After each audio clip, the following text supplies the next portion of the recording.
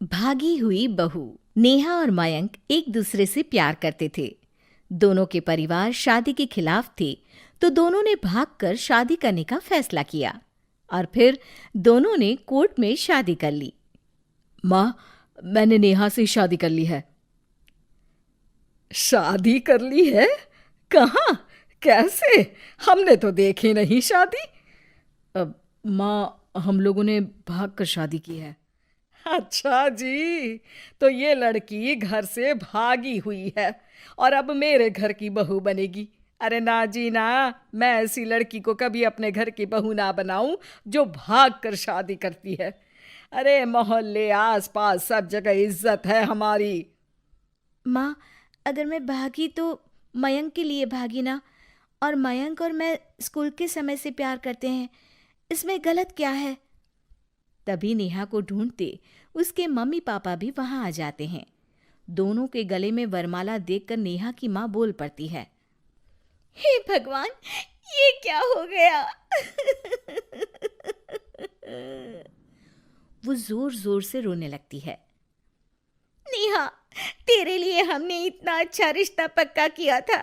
मयंक में क्या है? अरे ना तो कमाता है, ऊपर से नशा भी करता है। अरे क्यों शादी की तूने इससे?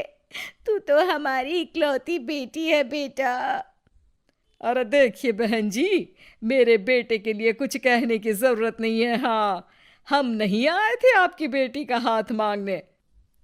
अरे कुछ नहीं करता तो कोई भूखे नहीं मार देंगे आपकी बेटी को। देखिए कितना बड़ा घर है हमारा, और भगवान की दुआ से दूध दही की नदियां बहती हैं। जैसे तैसे कर लोगों के सामने अरेंज्ड मैरिज दिखा घर वाले दोनों की शादी की पार्टी भी दे देते हैं। पार्टी में बुआ सास। अरे भाग कर शादी कर ली थी दोनों ने। लड़की को देखो, शक्ल से तो चालाक लग रही है। क्या? अरे पर रीटा बहन तो बोल रही थी कि दोनों की अरेंज्ड मैरिज है। तभी चाची कहती है। अरेंज्ड? अरे रीटा, अरेंज्ड करती तो कैसे इतने बड़े घर की लड़की लाती? लड़के में है क्या? अरे सिर्फ दिखता अच्छा है ना, पर ना कमाता ना धमाता, उल्टा नशा अलग से करता है। अरे पता नहीं भागी हुई लड़कियां किसी घर में टिकती भी है कि नहीं। दिन बीतते जाते हैं। एक दिन। अरे रीटा, हम लोगों को 2 दिनों के लिए पंजाब जाना पड़ेगा। मेरी बहन यानी कि तुम्हारी ननद की बेटी की शादी जो है। हाँ हाँ चलते हैं, लेकिन घर किसके भरोसे छोड़ दें? आजकल तो घर बंद रखना सेफ नहीं है। अरे माँ, टेंशन क्यों लेती हो? मैं और नेहा तो घर पर ही रहेंगे ना। अरे हाँ हाँ, तू तो मेरा बेटा है, लेकिन सच कहूँ मुझे इस लड़की पर रत्ती भर विश्वास नहीं है। अरे माँ, नेहा तुम्हारी बहू है। बहू? अरे जो लड़की भाग कर शादी कर सकती है, वो घर पर चोरी भी तो कर सकती है। मयंक को माँ की बात का बड़ा बुरा लगता है। वो नेहा की तरफ देखता है जिसकी आंख में आंसू भरे होते हैं। माँ जी, आप अपनी अलमारी में ताला लगा लो।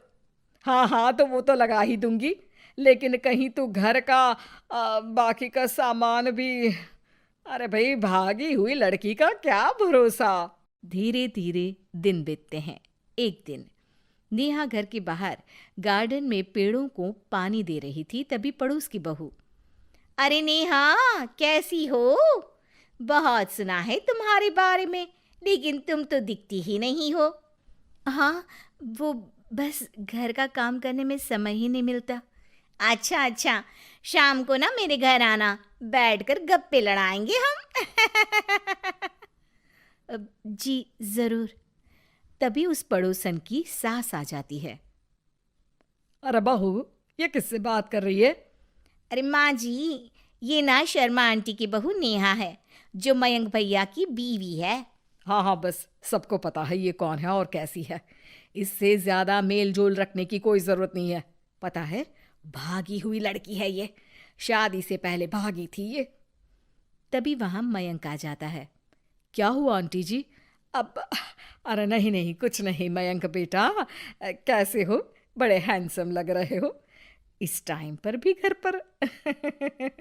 अरे हाँ हाँ, अच्छा मैं भूल गई थी, तुम वैसे कोई काम धाम करते ही नहीं हो ना। अच्छा ठीक है, चलो फिर मिलते हैं। मयंक नेहा के सामने अपनी और उसकी बेइज्जती सुनकर परेशान हो जाता है। कोई बात नहीं, रहने दीजिए, आप परेशान मत हो, सब ठीक हो जाएगा। एक दिन नेहा की माँ उसके घर आती है।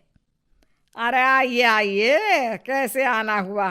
नेहा को लेने आई है क्या? अरे नहीं नहीं बहन जी, अब तो नेहा मयंक की बीवी है, मैं तो उसे करवा चौथ देने आई थी। माँ ने सास और नेहा को सोने का सेट दिया, खाने पीने के ढेर सारे सामान देकर कहती है, बहन जी, मैंने ये सब अपनी बेटी की किसी कामकाजी अच्छे पढ़े लिखे परिवार के लड़के से शादी करने के लिए रखा था, लेकिन नेहा को मयंक पसंद था तो उसकी शादी अच्छे से नहीं कर पाई। अरे बस बस, हम लोगों को सुनाने की जरूरत नहीं है, मेरे मयंक ने भी अच्छी पढ़ाई लिखाई की है। वैसे संस्कार तो दिए हैं कम से कम मैंने अपने लड़के को, वरना कौन अपनी बेटी को भागने के संस्कार देता है? आपकी बेटी ने तो भाग कर शादी की है। माँ को सास की बात का काफी बुरा लगता है, वो वहां से चली जाती है।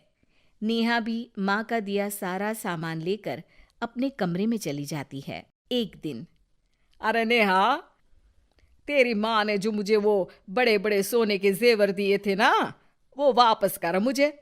उस दिन तो मैंने कुछ कहा नहीं था, जरा ला कर तो दे, मैं अपनी बेटी को दे दूंगी। तभी वहां मयंक हाथ में मिठाई का डिब्बा लेकर आता है। अरे क्या हो गया, तुझ जैसे निठल्लू की नौकरी लग गई क्या? माँ, तुझे अपने बेटे पर विश्वास नहीं, लेकिन नेहा को मुझ पर पूरा विश्वास है, और अब मैं उसे समाज में सम्मान दिलाकर रहूंगा। सारे गहने बेचकर मैंने अपना कारोबार शुरू किया है। अरे वाह वाह वाह वाह, भागी हुई लड़की का भी कोई सम्मान करता है क्या? देखा, बेच दिया ना गहना।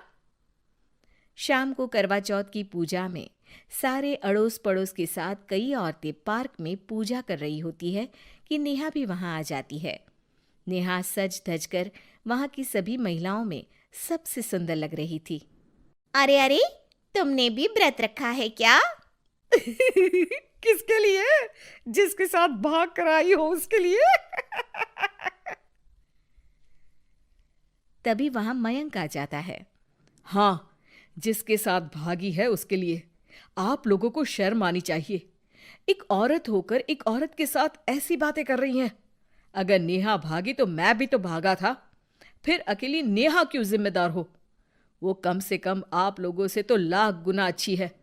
आप लोगों ने एक अच्छे पैसे कमाने वाले इंसान से शादी की, लेकिन मेरी बीवी ने मुझ जैसे लड़के पर विश्वास कर ना सिर्फ मुझसे शादी की, पर मुझे ठीक राह पर भी लेकर आई। तो हाँ, जितनी नेहा जिम्मेदार है भागी हुई कहलाने को, तो मैं भी भागा हुआ ही हूं, लड़का हूं, तो इसका मतलब ये नहीं कि मैं जो करूं वो ठीक हो। सभी को मयंक की बात समझ में आ जाती है। वो नेहा को गले लगाकर साथ में पूजा करने लगते हैं।